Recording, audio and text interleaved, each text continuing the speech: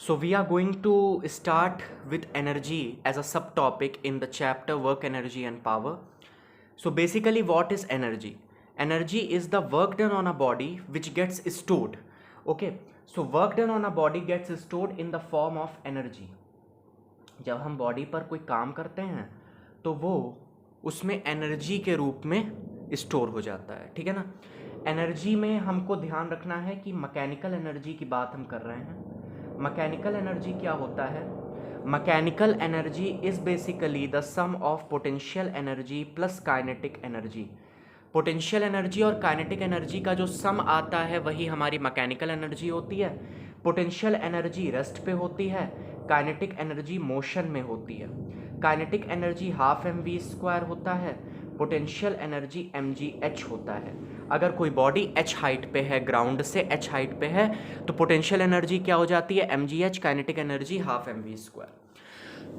अब हम बात करते हैं, जैसे मान लो हमारी काइनेटिक एनर्जी का फॉर्मूला होता है हाफ mv², सभी को पता है, ठीक है ना। हमने कहा कि हमने speed of the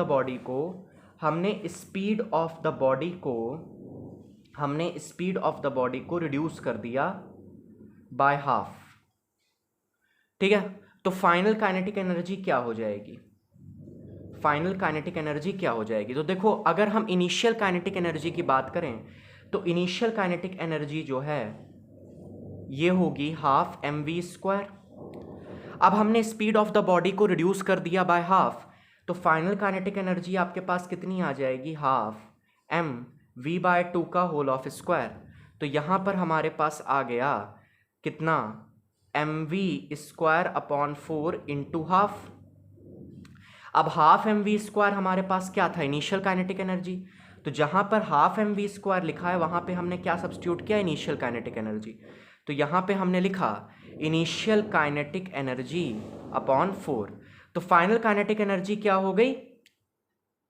initial kinetic energy divided by 4, ठीक है। ध्यान रखो, जब हमने स्पीड ऑफ द बॉडी को रिड्यूस किया बाय हाफ, तो हमारी जो काइनेटिक एनर्जी रिड्यूस हो गई वो रिड्यूस हो गई 1/4 से। इसी तरीके से अगर हम स्पीड ऑफ द बॉडी को रिड्यूस करेंगे 1/3 से, तो काइनेटिक एनर्जी कितने से रिड्यूस हो जाएगी? 1/9 से, ठीक है ना, जस्ट उसका स्क्वायर से। समझ में आया? अगर हम स्पीड ऑफ द बॉडी को रिड्यूस करें बाय हम कह सकते हैं, नहीं, अगर इसको भी करके देख लेते हैं। देखो, 1/3 से हम स्पीड ऑफ द बॉडी को रिड्यूस कर रहे हैं, तो कितने से काइनेटिक एनर्जी रिड्यूस होगी? 1/3 से हम स्पीड को रिड्यूस कर रहे हैं तो कितने से काइनेटिक एनर्जी रिड्यूस होगी? 9 से। इसी तरीके से अगर हमने कहा कि 1/4 से हमने स्पीड को रिड्यूस किया तो काइनेटिक एनर्जी कितने से रिड्यूस हो जाएगी? 1/16 से, ठीक है। तो इस चीज़ का ध्यान रखना है आपको। फिर से करके बता देते हैं। जैसे काइनेटिक एनर्जी इनिशियल हमारे पास है half mv²। Final kinetic energy, मान लो हमने स्पीड को रिड्यूस किया 1/4 से, तो फाइनल काइनेटिक एनर्जी हमारे पास कितनी आ जाएगी? हाफ mv² अपॉन, भाई हमने स्पीड को कितने से रिड्यूस किया? 1/4 से। तो फाइनल वेलोसिटी जो होगी या फाइनल स्पीड जो होगी वो तो v/4 होगी, तो इसका पूरे का स्क्वायर होगा। तो हमने कहा हाफ mv² अपॉन 16। अब हाफ mv² तो इनिशियल काइनेटिक एनर्जी होता है, तो हमने लिखा इनिशियल काइनेटिक एनर्जी अपॉन 16। ये हमारे पास, देखो मैंने बताया था 1/4 से आप स्पीड रिड्यूस कर दोगे, काइनेटिक एनर्जी 1/16 से रिड्यूस हो जाएगी। स्पीड को 1/3 से रिड्यूस करोगे, काइनेटिक एनर्जी 1/9 से रिड्यूस हो जाएगी। स्पीड को आप हाफ से रिड्यूस करोगे, काइनेटिक एनर्जी 1/4 से रिड्यूस हो जाएगी। अगर आपसे पूछ ले चेंज इन काइनेटिक एनर्जी कितना होगा, मान लो इसी केस में, तो फाइनल काइनेटिक एनर्जी कितनी है? Minus initial kinetic energy. Final kinetic energy हमारी ये है, तो मतलब 1/4 -1, और यहाँ पे कॉमन ले लो काइनेटिक एनर्जी इनिशियल को, तो हमारे पास कितना आ गया? 4 - 3, हाँ, -3/4 times of initial kinetic energy. तो ये आपके पास चेंज इन काइनेटिक एनर्जी आ गया। तो इस तरीके से सवाल बहुत आसान होते हैं, बस आपको थोड़ा सा, क्योंकि यहाँ पे आप गड़बड़ करते, आप v² ना करते, आप सीधे v रख देते, इस वजह से मैंने यहाँ पर बता दिया, ठीक है। आगे बढ़ें। अब देखो पोटेंशियल एनर्जी की बात करते हैं तो पोटेंशियल एनर्जी बेसिकली किसी हाइट पर होती है। मान लो ये मास m है और ये ग्राउंड से h हाइट पर है, तो इसकी जो पोटेंशियल एनर्जी होगी इस हाइट पर, प्रोवाइडेड कि इसमें कोई भी मोशन नहीं हो रहा है, यहाँ पर रेस्ट पे है, तो इसकी पोटेंशियल एनर्जी क्या होगी, mgh। अगर ये यहाँ पर रेस्ट पे है तो ठीक है, ये यहाँ पर क्या होगा, mgh। अब देखो जो काइनेटिक एनर्जी होती है वो क्या होती है, हाफ mv²। अब इसको हम मोमेंटम के टर्म्स में भी लिख सकते हैं। कैसे लिखेंगे, मोमेंटम क्या होता है आपने पढ़ रखा है पिछले क्लासेस में, momentum is equal to product of mass and velocity. देखो ये एनर्जी भी हमारी स्केलर क्वांटिटी होती है और वर्क भी हमारी स्केलर क्वांटिटी होती है, लेकिन जो टॉर्क होता है वो हमारा कैसा होता है, वेक्टर होता है। ठीक है, ये स्केलर, ये भी स्केलर, लेकिन टॉर्क हमारा वेक्टर होता है। और मोमेंटम भी हमारा कैसा होता है, वेक्टर क्वांटिटी होती है, इसलिए इसके ऊपर मैंने एरो लगा दिया है। ठीक है ना, ये भी वेक्टर क्वांटिटी है। देखो मोमेंटम हमारे पास होता है product of mass and velocity. अब यहाँ से वेलोसिटी के टर्म को हम मोमेंटम के टर्म्स में लिखते हैं तो क्या आ जाएगा, v जो है हमारे पास आ जाएगा p/m, velocity is equal to p/m। ठीक है, velocity is equal to momentum upon mass. यहाँ पे स्मॉल p है, ध्यान रखना, पावर से कंफ्यूज मत होना, पावर में कैपिटल P था, मोमेंटम के लिए हम स्मॉल p यूज़ कर रहे हैं। तो वेलोसिटी की जगह पे p/m, यहाँ पे इस इक्वेशन में इसको सब्स्टिट्यूट करेंगे, काइनेटिक एनर्जी हाफ mv² होता है, तो हाफ v की जगह पे हमने क्या लिख दिया, p²/m², m से m मर गया तो यहाँ पे आ गया p²/2m is equal to kinetic energy. तो ये भी एक फॉर्मूला हो गया, याद रखना है आपको, डिराइव नहीं करना। और यहाँ से अगर आपको मोमेंटम निकालना हो तो आप कैसे निकालोगे, काइनेटिक एनर्जी से। हमने कहा भाई 2m इंटू काइनेटिक एनर्जी का root is equal to momentum. ये दोनों फॉर्मूले, अरे एक आता है तो दूसरा तो निकाल ही लोगे। ठीक है ना, काइनेटिक एनर्जी इंटू 2m, उसका रूट हमारे पास मोमेंटम आ जाएगा। तो ये भी आपको फॉर्मूला ध्यान रखना है। ठीक है, अब इस पे क्वेश्चन देख लेते हैं। अब ये वाला देखो, two bodies of masses m1 and m2 have same momentum, दोनों का मोमेंटम सेम है, मतलब p1 is equal to p2 है। The ratio of their kinetic energy is, momentum का भी फॉर्मूला क्या बताया था, √2m के, √2m इंटू काइनेटिक एनर्जी, है ना, यही तो था। तो यहाँ पे हमने लिखा √2m1 into kinetic energy 1 is equal to √2m2 into kinetic energy 2। ठीक है ना, अब यहाँ पर हमें क्या चाहिए, रेशियो चाहिए काइनेटिक एनर्जीज का। ठीक है, तो हम लिख सकते हैं √2m1 into root of kinetic energy 1 is equal to √2m2 into root of kinetic energy 2। अब kinetic energy 1 upon kinetic energy 2 क्या होगा, root of kinetic energy 1 upon root of kinetic energy 2 is equal to √2m2 upon √2m1। दोनों तरफ हम क्या करने वाले हैं, स्क्वायर करने वाले हैं। स्क्वायर करने से रूट जाता है हट।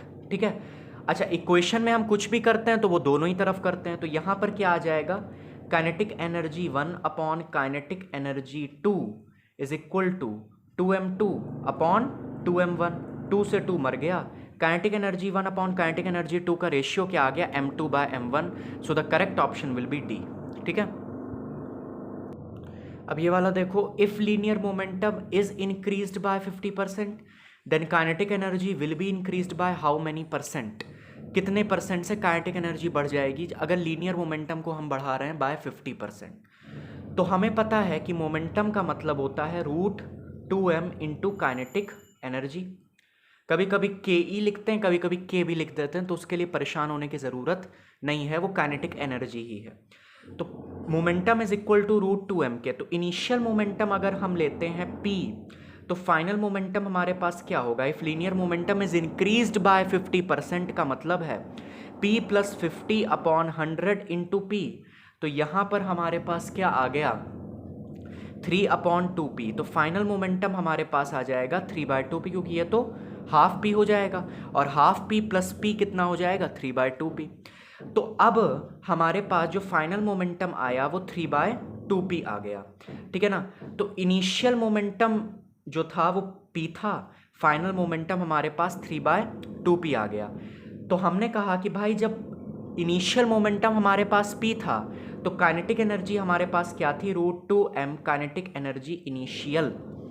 फाइनल मोमेंटम जब 3/2p हो गया तो हमारे पास जो काइनेटिक एनर्जी आएगी वो √2m काइनेटिक एनर्जी फाइनल। अब इन दो इक्वेशंस को हम करते हैं डिवाइड।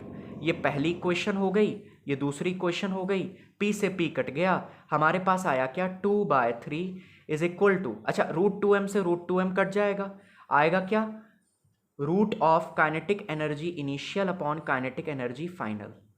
अब हमको रूट हटाना है तो हम क्या करेंगे, स्क्वायर कर देंगे दोनों तरफ, इसका भी स्क्वायर किया, इसका भी स्क्वायर किया, तो यहाँ पर आ गया 4/9 is equal to kinetic energy initial upon kinetic energy final. अब फाइनल काइनेटिक एनर्जी क्या हो गया, तो हमने कहा कि भाई फाइनल काइनेटिक एनर्जी जो है वो 9/4 टाइम्स, इधर गया ना, 9/4 टाइम्स काइनेटिक एनर्जी इनिशियल हो गया।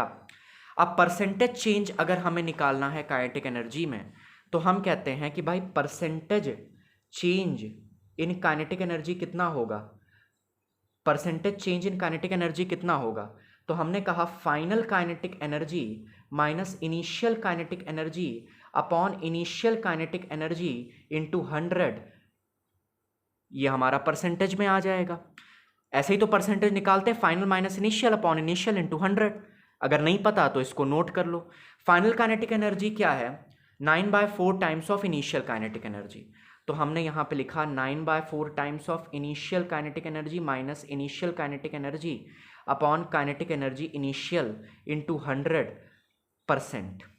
तो 9 - 4 हम करेंगे तो 1 2 3 4 5, तो यहाँ पर हमारे पास आ जाएगा 5/4 initial kinetic energy upon kinetic energy initial, ये दोनों कट जाएंगे, हमारे पास आ गया ये 4 × 100, मतलब ये 25 बार जाएगा ना 100, तो 25 × 5 हमारे पास क्या हो गया, 5 है 25, 5 10 11 12, 125%, ठीक है, 125%। तो करेक्ट ऑप्शन हमारे पास आ गया सी। फिर से समझाएं, मोमेंटम ये होता है, इनिशियल मोमेंटम हमने पी माना, फाइनल मोमेंटम वो कह रहा है 50% से बढ़ गया तो फाइनल ये हो गया। इनिशियल मोमेंटम के लिए हमने एक्सप्रेशन लिखा √2m KI initial, KE initial. Final momentum के लिए हमने एक्सप्रेशन लिखा 3/2p is equal to √2m kinetic energy final, ठीक है। दोनों को डिवाइड किया, फिर हमने रूट हटाने के लिए दोनों तरफ स्क्वायर किया। Kinetic energy initial upon kinetic energy final is equal to 4/9 आई। काइनेटिक एनर्जी फाइनल जो है वो 9/4 टाइम्स काइनेटिक एनर्जी इनिशियल आ गई, और हमने क्या किया, परसेंटेज चेंज निकालने के लिए यही फॉर्मूला होता है। मान लो मोमेंटम में ही परसेंटेज चेंज हमें निकालना है तो क्या होगा, final momentum minus initial momentum upon initial momentum into 100 का परसेंटेज में आ जाएगा। तो यहाँ पे भी हम वही कर रहे हैं, final kinetic energy minus initial kinetic energy upon initial kinetic energy into 100%, ठीक है ना। यहाँ पर फाइनल काइनेटिक एनर्जी क्या हो गई, 9/4 टाइम्स काइनेटिक एनर्जी इनिशियल जो कि हमने पहले निकाल ली थी, minus kinetic energy initial upon kinetic energy initial into 100। तो 9/4 - 1 कितना हो गया, हमने कहा 5/4, ठीक है ना। तो kinetic energy initial upon kinetic energy initial cut गया, 5/4 × 100 करोगे तो 25 बार में 100 को काट पाएगा, तो 25 × 5 हो गया 125%, ठीक है।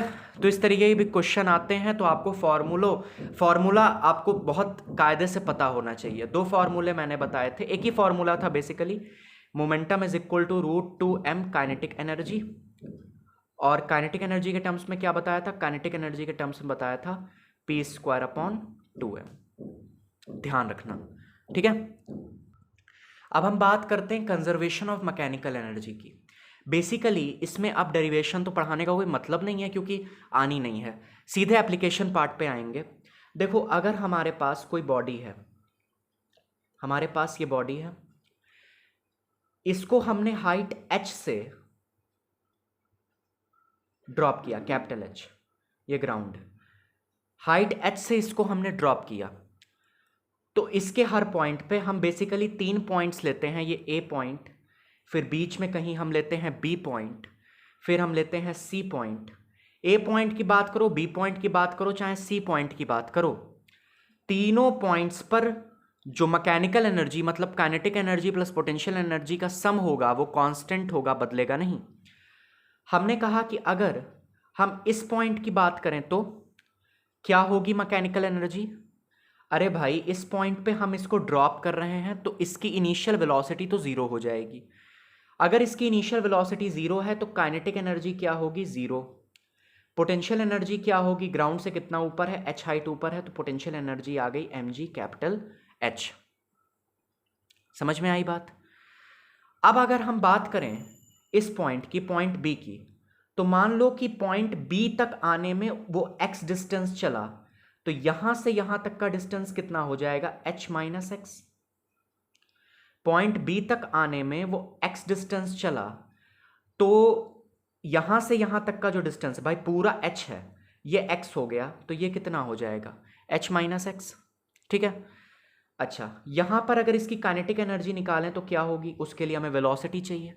वेलोसिटी कैसे निकालेंगे? By using Newton's third law of motion. तो वेलोसिटी एट पॉइंट बी कितनी होगी? देखो, वेलोसिटी एट पॉइंट बी कितनी होगी? v square is equal to u square plus 2g height h। अब देखो, v square final velocity, initial velocity क्या है? जीरो, क्योंकि यहां से मोशन स्टार्ट हुआ है, तो इनिशियल वेलोसिटी तो जीरो हो गई, 2g। अब हाइट कितनी है? तो हमने कहा ये जो हाइट है ये x है, 2gx। तो वेलोसिटी जो हमारे पास v स्क्वायर आई वो कितनी आई? वो हमारे पास आ गई 2gx। Kinetic energy at point B क्या होगा? Half m v square. V square की वैल्यू हमने निकाल रही है 2gx, तो हाफ एम वी स्क्वायर का मतलब इंटू 2gx, 2 से 2 मर गया, mgx आ गया। पोटेंशियल एनर्जी कितनी हो गई? हमने कहा पोटेंशियल एनर्जी कितनी हाइट ऊपर है ग्राउंड से? mg h minus x. इस पॉइंट पर इसके पास क्या होगी? पोटेंशियल एनर्जी होगी क्या? कुछ नहीं होगी। तो यहां हमने कहा कि पोटेंशियल एनर्जी तो भाई इसके पास जीरो हो गई। अब हमें बताओ कि काइनेटिक एनर्जी कितनी हो जाएगी? तो kinetic energy at point C, उसके लिए हमें वेलोसिटी चाहिए, तो हम निकालने जा रहे हैं velocity at point C. Velocity at point C, point C पे वेलोसिटी कितनी हो जाएगी? हमने कहा v square is equal to u square plus 2gh। Initial velocity यहां से मोशन हम ले रहे हैं स्टार्ट होता हुआ, तो वो जीरो है। कितनी हाइट कवर की इसने यहां से यहां तक आने में? Capital H height. तो वेलोसिटी एट पॉइंट सी हमारे पास कितनी आ गई? 2gh। तो kinetic energy at point C हमारे पास कितनी आ जाएगी? Half m v square. आ जाएगी कि नहीं आ जाएगी? तो यहां पे हम लिख सकते हैं half into mass into v square, that is 2g capital H। 2 से 2 मर गया, हमारे पास आया mg कैपिटल H। तो देखो, यहां पर भी जो मैकेनिकल एनर्जी मतलब kinetic energy plus potential energy का सम था वो mgh था। यहां पर भी पोटेंशियल एनर्जी जीरो हो गई, काइनेटिक एनर्जी जो है वो mgh हो गया, तो मतलब जो सम आया काइनेटिक प्लस पोटेंशियल का वो mgh आया। अब यहां पे बात कर लेते हैं पोटेंशियल एनर्जी। मैं यहां लिख दूं मैं, कोई दिक्कत तो नहीं? देखो, काइनेटिक एनर्जी हमारे पास है mgx, पोटेंशियल एनर्जी है mgh माइनस एक्स। दोनों को हम ऐड करेंगे तो हमारे पास क्या आ जाएगा? mg capital H। तीनों पॉइंट्स पर हमने देखा कि जो एनर्जी है, total mechanical energy, that is kinetic energy plus potential energy, वो कांस्टेंट है और वो है mgh। तो हम कहते हैं कि अगर सिस्टम पे कोई कंजर्वेटिव फोर्स के अलावा कोई फोर्स एक्ट नहीं कर रहा, देखो इस पे केवल एक ही फोर्स एक्ट कर रहा है, ग्रेविटी का, ग्रेविटेशनल फोर्स एक्ट कर रहा है, तो उसकी मैकेनिकल एनर्जी कांस्टेंट होती है। ठीक है। और ग्रेविटेशनल फोर्स हमारा एक कंजर्वेटिव फोर्स है। इन सब चीज़ों में जाने की ज़रूरत नहीं, क्योंकि ये सब तो आप आगे पढ़ते हो, ठीक है, हायर क्लासेस में देखते हो। मैकेनिकल एनर्जी हमेशा कंजर्व्ड रहेगी ड्यूरिंग अ फ्री फॉल, ठीक है। और दूसरी जो चीज़ है वो ये है कि मान लो हमारे पास एक पेंडुलम है उस पेंडुलम की अगर हम बात करें तो ये उसकी मीन पोजीशन है और ये एक्सट्रीम पोजीशन है, बीच वाली मीन पोजीशन है और ये एक्सट्रीम पोजीशन है।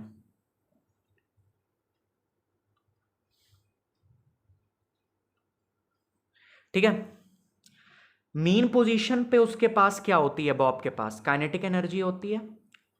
एक्सट्रीम पोजीशन पे बॉब कुछ हाइट अटेन कर लेता है ग्राउंड से, जिसकी वजह से इसके पास पोटेंशियल एनर्जी होती है, काइनेटिक एनर्जी जीरो होती है। तो इस पॉइंट पे काइनेटिक एनर्जी जीरो होती है, इस पॉइंट पे इस पॉइंट पे काइनेटिक एनर्जी होती है, पोटेंशियल एनर्जी जीरो होती है, क्योंकि कोई हाइट अटेन नहीं करता ये ग्राउंड से, ये इसका मीन पोजीशन है। तो पोटेंशियल एनर्जी जीरो होती है, काइनेटिक एनर्जी नॉन जीरो होती है।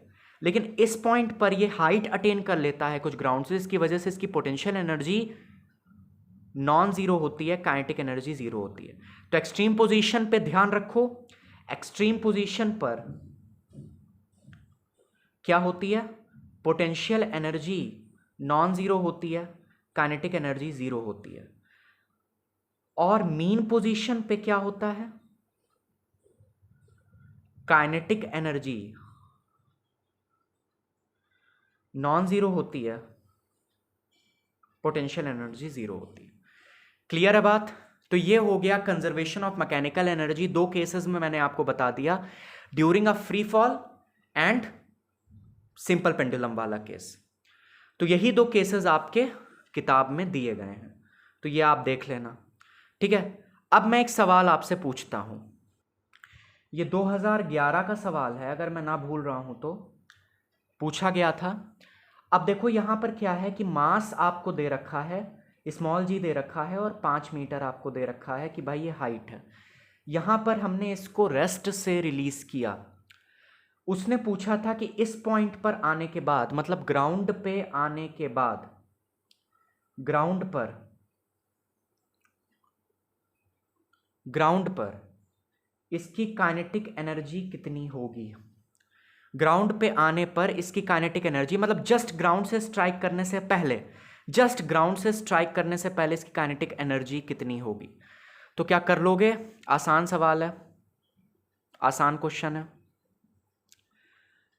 हमें कुछ नहीं करना, बस हमको कंजर्वेशन ऑफ मैकेनिकल एनर्जी ध्यान रखना है।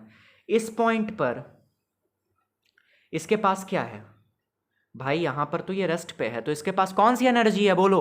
पोटेंशियल एनर्जी है, जो कि हमारे पास होती है mgh। यही पोटेंशियल एनर्जी आखिरी में काइनेटिक एनर्जी में कन्वर्ट होती है। देखो इस पॉइंट पे केवल पोटेंशियल एनर्जी होती है, इस पॉइंट पे हमारे पास क्या होती है, केवल काइनेटिक एनर्जी। बीच में पोटेंशियल एनर्जी और काइनेटिक एनर्जी दोनों होती हैं, जिनका सम कांस्टेंट रहता है पूरी जर्नी में, विच वॉज mgh, हमने अभी देखा था। तो यहां पर पोटेंशियल एनर्जी है mgh, जो कि आखिरी में किस में कन्वर्ट होगी, काइनेटिक एनर्जी में। तो अगर आपसे पूछ रहा है, अब लोग सोचेंगे ना यहाँ वेलोसिटी दी है ना कुछ दिया है, काइनेटिक एनर्जी कैसे निकाल दें। अरे भाई जो पोटेंशियल एनर्जी है वही काइनेटिक एनर्जी में कन्वर्ट हो रही है, दिमाग लगाओ थोड़ा। ठीक है, तो पोटेंशियल एनर्जी यहाँ पे निकाल लेते हैं। पोटेंशियल एनर्जी मान लो निकालते हैं हम एट पॉइंट बी। तो हमने यहाँ पर पोटेंशियल एनर्जी निकाली, मास कितना है 200 ग्राम, 200 ग्राम को हमने डिवाइड किया 1000 से, तो यहाँ पर आया 0.2 kg। ठीक है, तो 0.2 kg हमारे पास मास हो गया, स्मॉल जी 9.8 हो गया और हाइट हमारे पास 5 हो गई। ठीक है ना, 9.8 को हम 10 ले लेते हैं, थोड़ा कैलकुलेशन आसान होगा।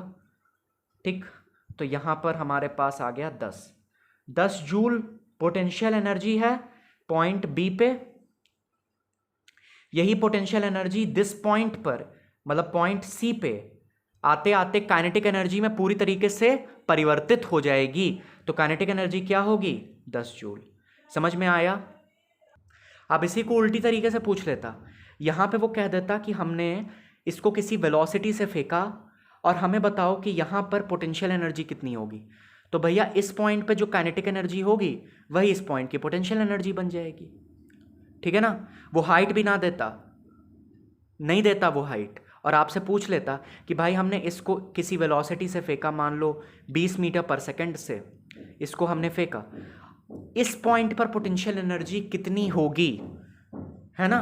तो जो इस पॉइंट पे काइनेटिक एनर्जी होती वही बिल्कुल मैक्सिमम हाइट पे जाने पर क्या हो जाती, पोटेंशियल एनर्जी। क्योंकि मैक्सिमम हाइट पर बॉडी 0.1 सेकंड के लिए या एक फ्रैक्शन ऑफ सेकंड के लिए रेस्ट पे हो जाती है, और रेस्ट पे उसके पास केवल और केवल कौन सी एनर्जी बचती है, पोटेंशियल एनर्जी।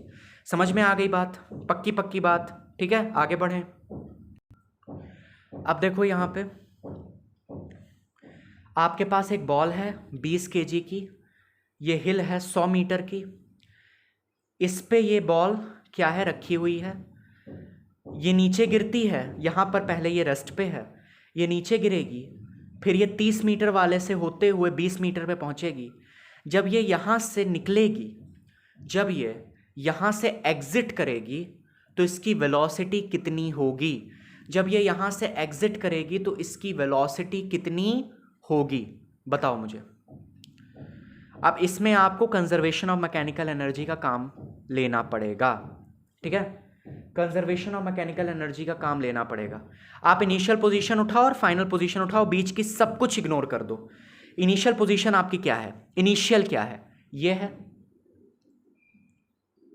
इनिशियल पोजीशन, ये है, और फाइनल आपके पास ये है।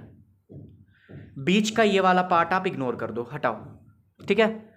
अब आपको क्या करना है, सीधे कंजर्वेशन ऑफ मैकेनिकल एनर्जी निकाल वाली इक्वेशन लगानी है। देखो यहां पर जब ये 100 मीटर पे है, ये रेस्ट पे है, तो इसके पास कोई काइनेटिक एनर्जी होगी क्या, नहीं होगी। इसके पास क्या होगी, पोटेंशियल एनर्जी, पोटेंशियल एनर्जी होगी इसके पास। तो हम लिख देते हैं mg कैपिटल H इनिशियल, ठीक है ना, इनिशियल पोजीशन की हम बात कर रहे हैं। फाइनल पोजीशन में इसके पास क्या होगा, जब ये यहां पे पहुंची तो इसके पास देखो ये क्योंकि किसी हाइट पे है, 20 मीटर हाइट पे है, तो पोटेंशियल एनर्जी भी होगी, और वो पूछ रहा है कि कितनी वेलोसिटी से ये इस हिल से बाहर निकलेगी, तो इसके पास काइनेटिक एनर्जी भी होगी। तो हमने कहा mgh plus half mv square. समझ में आ गई बात, ठीक है।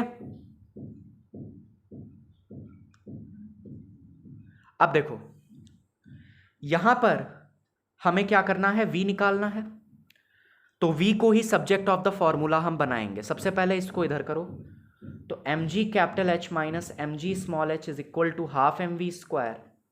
m से m कट जाएगा, यहां पर क्या आएगा, g को कॉमन ले लेंगे, तो देखो यहां पर 2g capital H minus 2g h is equal to v square आ जाएगा। 2g को कॉमन लो, capital H minus small h और रूट, ये यहां पर हमारे पास v का फॉर्मूला हो गया, ठीक है ना। v हमारा ऐसे आ जाएगा। तो याद करने की जरूरत नहीं है, बस आपको ध्यान रखना है इनिशियल पोजीशन पे क्या क्या है उसके पास, काइनेटिक एनर्जी है, पोटेंशियल एनर्जी है, और फाइनल पोजीशन पे उसके पास क्या क्या है, काइनेटिक एनर्जी है कि पोटेंशियल एनर्जी है। दोनों है तो दोनों लिख दो, और उसके बाद आप सीधे v निकाल लोगे। तो v हमारे पास 2g 10 मान के ही चलते हैं, स्मॉल g की वैल्यू 10 होती है। हाइट जो है वो 100 मीटर है, स्मॉल h हमारे पास 20 मीटर है, तो यहाँ पर हमारे पास आ गया 2 इंटू 10 इंटू 80, दैट इज 8 2 जा 16, तो 1600 यहाँ पर हमारे पास आया, और 16 का जो रूट होता है वो होता है 40, तो ये हमारे पास 40 हो जाएगा, 16 का 4 होता है और 100 का होता है 10, तो ये हमारे पास 40 मीटर पर सेकंड से ये बॉल जो है यहाँ से एग्जिट मारेगी। समझ में आई बात, कैसे करेंगे। अब पेंडुलम वाला देख लो, बस हमारा ये लगभग खत्म हो चुका है। अब ये वाला क्वेश्चन देखो आप लोग, a pendulum of length 2 metre is left at ए।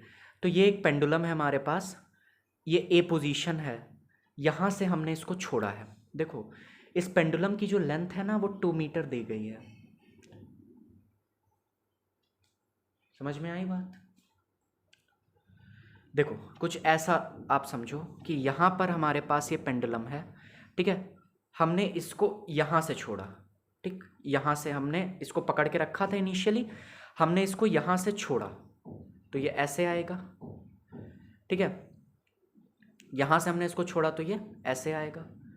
वो कह रहा है कि जब ये ए से बी तक आता है ना, तो 10% इसकी जो टोटल एनर्जी थी पॉइंट ए पे, अब पॉइंट ए पे टोटल एनर्जी का मतलब क्या है, कौन सी एनर्जी थी पॉइंट ए पे इसके पास? भाई हमने इसको रेस्ट से छोड़ा है ना, तो पॉइंट ए पे इसके पास पोटेंशियल एनर्जी होगी। तो कहने का मतलब है कि 10% उसकी जो पोटेंशियल एनर्जी थी वो खत्म हो गई एयर रेजिस्टेंस की वजह से। एयर रेजिस्टेंस की वजह से 10% उसकी एनर्जी चली गई, बह गई। तो वेलोसिटी एट बी कितनी होगी? Velocity at B is, B पे वेलोसिटी कितनी होगी? अब मुझे बताओ, एट पॉइंट ए उसके पास कितनी एनर्जी थी? पॉइंट ए पर उसके पास कौन सी एनर्जी थी? हमने इसको रेस्ट से छोड़ा है, तो उसके पास कौन सी एनर्जी थी? उसके पास थी भाई पोटेंशियल एनर्जी। कितनी थी? हमने कहा mgh, ठीक है ना। मास हमको दिया नहीं है, कोई दिक्कत नहीं, g एज इट इज रखो। हाइट यहां पे कितनी होगी? हाइट ये है ना 2 मीटर, है ना, क्योंकि लेंथ आपको दे रखी है 2 मीटर, तो हमारे पास हाइट आ गई 2। एट पॉइंट ए पे हमारी जो पोटेंशियल एनर्जी थी वो 2 mgh थी, मतलब 2 mg थी, ठीक है ना, समझ में आया। अब हमने कहा कि पॉइंट बी पर उसकी वेलोसिटी कितनी होगी जब 10% ये एनर्जी जो है वो खत्म हो गई, तो बची कितनी उसके पास? 90%। अब ये जो 90% एनर्जी है वही तो काइनेटिक एनर्जी में कन्वर्ट होगी, क्योंकि 10% तो चली गई, एयर रेजिस्टेंस ने उसको चुरा लिया, 90% बची। 90% एनर्जी ही तो काइनेटिक एनर्जी में कन्वर्ट होगी। तो 90% मतलब 90/100 of this energy that is 2 mg will be equal to kinetic energy at point B। हमें वेलोसिटी चाहिए एट पॉइंट B। m से m कट जाएगा कि नहीं? यहां से ये हट जाएगा कि नहीं? आएगा 9/5 is equal to half VB²। समझ में आया? अब VB कितना हो जाएगा? हम कह रहे हैं 9 × 2 18/5, 9 × 2 18/5। हाँ, फिर हम इसका करेंगे रूट। सही कर रहे हैं क्या? सही है, ठीक है। तो यहां पे हमारे पास कितना आएगा? अच्छा, यहां पे जी लिखना मैं भूल गया था, जी भी तो है ना, यहाँ पे जी थोड़ी ना कटा है, तो जी होगा तो 18 × 10 आएगा यहाँ पे, है ना। अब 5 2 हो जाएगा 10, ठीक। तो 18 × 2 8 2 16, 2 1 2 3, यहाँ पे आएगा ये रूट 36, और 36 का रूट होता है 6 मीटर पर सेकंड। यहाँ पर वेलोसिटी आएगी एट पॉइंट बी। तो ऐसे क्वेश्चन भी आते हैं पेंडुलम वाले, उसको भी आपको कंजर्वेशन ऑफ मैकेनिकल एनर्जी के हिसाब से ही करना है। यहाँ पे उसके पास पोटेंशियल एनर्जी थी, यहाँ पे उसके पास काइनेटिक एनर्जी होगी। अब 10% उसकी पोटेंशियल एनर्जी एयर रेजिस्टेंस चुरा करके ले गया है, 10% उसकी एनर्जी चली गई, तो बची कितनी? 90%। वही 90% कन्वर्ट होगी काइनेटिक एनर्जी में। तो हमने यही इक्वेशन लगा दी है, हमारे पास वेलोसिटी एट पॉइंट बी आ चुका है। तो ये क्वेश्चंस ऐसे थे जो कि थोड़ा सा हाई लेवल के हैं, इनको आप प्रैक्टिस कर लोगे तो जो स्कूल लेवल के जो क्वेश्चंस होते हैं आपके लिए कुछ भी नहीं रहेंगे, ठीक है। जो आपकी किताब में हैं वो सवाल तो कुछ भी नहीं है इन सवालों के आगे, तो आपके सारे सवाल